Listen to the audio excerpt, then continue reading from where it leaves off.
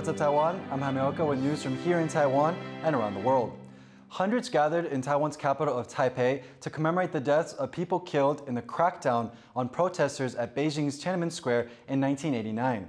At the event, speeches were given by various activists, and our reporter Bing Wang was there. Gathering in Taipei's Freedom Square to mark 34 years since a bloody crackdown on protesters in Beijing. Hundreds came from all over Taiwan to remember those killed in what's become known as the Tiananmen Square massacre. Also here, pro-democracy activists recently migrated from Hong Kong. We Hong Kongers have been commemorating the June 4th Tiananmen massacre ever since 1989. So it's all ingrained in our subconscious that we should care and practice our sympathy towards other people's yearning for democracy and freedom. On June 4, 1989, tanks and troops were used in Beijing to quash peaceful pro-democracy demonstrations led by students. It's estimated that thousands were killed. The ruling Communist Party said it was acting to prevent chaos and maintain stability. Until 2019, Hong Kong was the only Chinese city that marked the anniversary, with more than 200,000 people at its last vigil. But with the imposition of a national security law, China's central government now explicitly forbids any public activities around what it calls the June 4th incident, seeing it as an act of dissent, which for many here in Taiwan makes the task of remembering the atrocity even more important. Since China's crackdown on Hong Kong in 2020, Taiwan has become the only place in the Chinese-speaking world where the Tiananmen massacre can be remembered. Hundreds have gathered here to take advantage of that freedom to commemorate those that lost their lives in Beijing in 1989.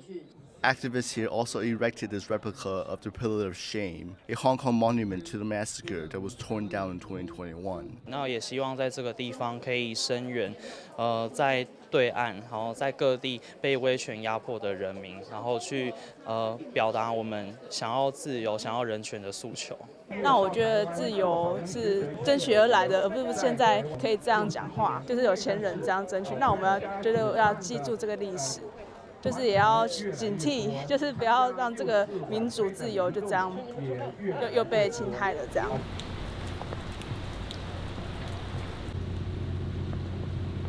A moment of silence for those who died fighting for the freedom of speech, an act of remembrance in a place that upholds the values of democracy and human rights, and a promise to keep the flame alive for where it's dimmed. Patrick Chen and Bing Wang for TaiwanPlus. Students from National Taiwan University held a protest on Sunday against the arrest of one of their schoolmates in Hong Kong who has just been released on bail. Lau Kai was arrested on Saturday near the city's Victoria Park at an annual vigil marking the anniversary of the violent Tiananmen Square crackdown. Lau is a Hong Kong citizen and was arrested on suspicion of sedition and disorderly conduct. She was also among 24 people taken away by Hong Kong police. The NTU Graduate Student Association says that Lau's arrest was arbitrary and she had only been peacefully expressing her opinions. Taiwan's China office has called on Hong Kong to respect freedom of speech. A famed student leader of the Tiananmen Square protests in China has been accused of sexual harassment. A former political worker says US-based Wang Dan tried to force himself on him in a New York hotel room in 2014. 我现在面对你，我现在面对王丹妮。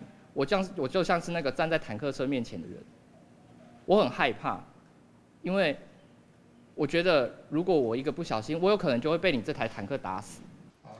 Wang Dan has denied the accusation and says it's politically motivated. It was posted on Facebook on Friday, 2 days before the 34th anniversary of the Tiananmen crackdown.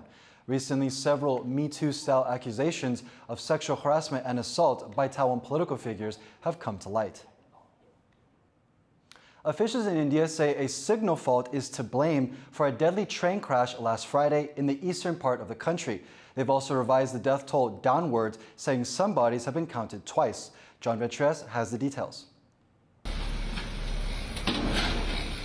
India's railway minister inspects the site of the country's deadliest accident in years. Just what happened Friday night when 3 trains collided is unclear. But officials say a fault with the electronic track management system was involved. इस विषय में point machine की बात है, electronic interlocking की बात है, electronic interlocking में जो चेंज किया जिसके कारण ये दुर्घटना हुई, जिसने भी किया, जिसने भी जो भी इसके कारण है वो इन्वेस्टिगेशन से निकलेगा. For now, work is focused on repairing damaged tracks and identifying the dead. पूरी की पूरी कोशिश रहेगी कि वेडनेसडे मॉर्निंग का जो टारगेट है, वेडनेसडे मॉर्निंग तक कंप्लीट रेस्टोरेशन होके गाड़ियां नॉर्मल तरीके से चलने लगे. Officials now say the death toll isn't as high as originally reported. The final figure is 275, revised down from over 300. So finally they found that few dead bodies have been reported twice, double count. Indian Prime Minister Narendra Modi has promised to punish anyone found responsible. With rescue work done, it's now up to investigators to determine what went so wrong. John Su and John Van Trieste for TaiwanPlus. A Taiwan presidential hopeful is on a trip to Japan because he says he needs to better understand the country. Wen-je says he's there to listen because Japan is Taiwan's most important partner in Asia. The former Taipei mayor is representing the Taiwan People's Party in the elections in early 2024. His 5-day trip to Japan includes visits to the country's parliament and think tanks. His first stop in Japan was visiting a temple along with his wife. Ko says the trip will be similar to the one he made to the U.S. in April. 听比说重要的，因为我要知道说他们在想什么。像我去美国，大部分的时间是很认真在听他们的谈话。 There are 7 months to go until Taiwan's presidential elections, and the main candidates are setting out their positions on China. Taiwan-China relations have worsened under current President Tsai Ing-wen of the ruling Democratic Progressive Party, or DPP. She's already served the maximum 2 terms and can't run again.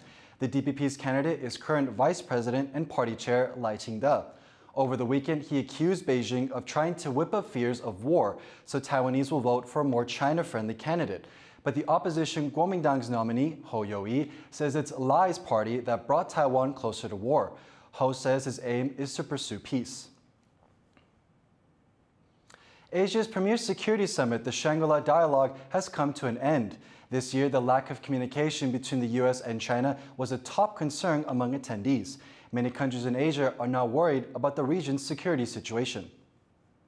For 20 years, militaries from around the world have gathered in Singapore for the annual Shangri-La Dialogue. Government officials, analysts, and foreign press all come together to exchange ideas on security and defense. But with this year's event concluded, a growing gap in communication between the U.S. and China has been the main topic of discussion. In one of the first speeches at the summit, U.S. Secretary of Defense Lloyd Austin was quick to denounce an incident involving a Chinese fighter jet flying dangerously close to a U.S. military plane. We've all just seen another troubling case of aggressive and unprofessional flying by the PRC. So we will support our allies and partners as they defend themselves against coercion and bullying. But this kind of activity isn't just taking place in the skies over the South China Sea. Once the summit was underway, Taiwan's military spotted a U.S.-guided missile destroyer and a Canadian warship transiting through the Taiwan Strait. Footage later released by Canadian media showed a Chinese warship coming within 140 meters of the destroyer and nearly causing a collision. Even though the transit took place in international waters, China is pointing blame at the U.S. 要真正的要避免这些，除了我们制定这样的规则，这些规则都是不得已而为之。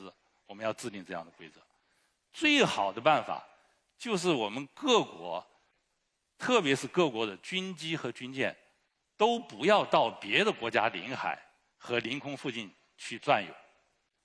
The comments come as China continues to operate fighter jets and warships around Taiwan, which it claims as part of its territory and has vowed to take by force if necessary. So far in 2023, close to 2,000 Chinese military aircraft have been spotted around Taiwan. Roughly 750 of those have breached Taiwan's Air Defense Identification Zone, or ADIZ. This space isn't Taiwan's territory, but it's used for defensive purposes.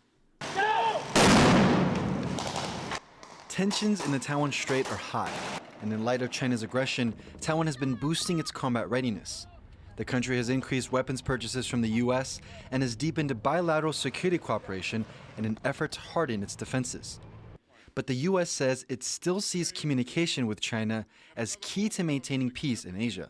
At the end of the day, communication is important in the sense that you get a better idea of what your opponent is thinking and possibly planning. Despite China's rejection of a meeting with the U.S., officials from both sides shook hands at the opening ceremony. But Washington is still urging Beijing to reopen lines of communication. And a cordial handshake over dinner is no substitute for a substantive engagement. And the more that we talk, the more we can avoid the misunderstandings and miscalculations that could lead to crisis or conflict. With the Shangri-La dialogue officially over, countries in Asia are now increasingly cautious.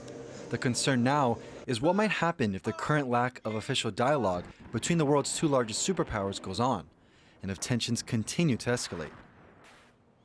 South Korea and Japan are setting aside a military dispute from 2018 to further develop security ties.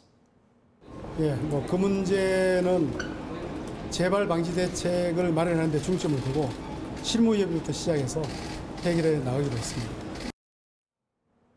The two countries reached the agreement on the sidelines of the Shangri-La dialogue in Singapore. The dispute is over a 2018 incident where a South Korean warship allegedly locked its targeting radar on a Japanese aircraft. The two sides say that greater security cooperation is needed going forward. An immersive photo exhibition is now on display at Taipei 101. It showcases the natural beauty of Taiwan by combining 360-degree photography with time-lapse technology. Eric Gao takes a look. From stunning mountain ranges with flowing rivers to glowing cityscapes. These are scenes from the amazing Formosa exhibition, currently on show at Taipei 101.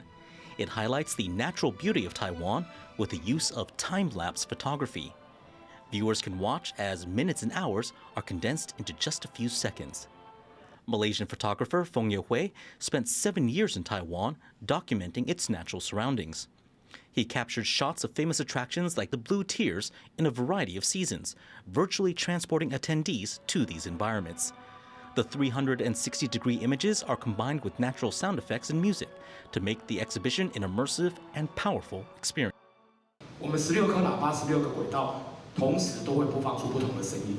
所以，如果大家能够在里面，好像就是在环绕的一个场域里面走的时候，大家就会感受到身临其境。 Officials from Taiwan's culture ministry say these techniques are a perfect way to showcase the country's natural magnificence. 科技文化的结合，其实是台湾能够把文化带向世界最好的方法。 The exhibition is running through early July, giving people a month to experience the visual wonders of Taiwan. Klein Wang, Sam Hui, and Eric Gao for TaiwanPlus. Taiwan's 4th Hot Air Balloon Festival took off over the weekend in northeastern Yilan County. The colorful balloons lifted visitors into the air, letting them admire the scenic beauty of Yilan's Dongsan Township. Many lined up before sunrise on the first day to catch a ride. Other than the traditional hot air balloons, one in the shape of Taipei City's mascot Bravo, a smiling Formosan black bear, was also rolled out for the first time. The 4-day event is set to wrap up next weekend.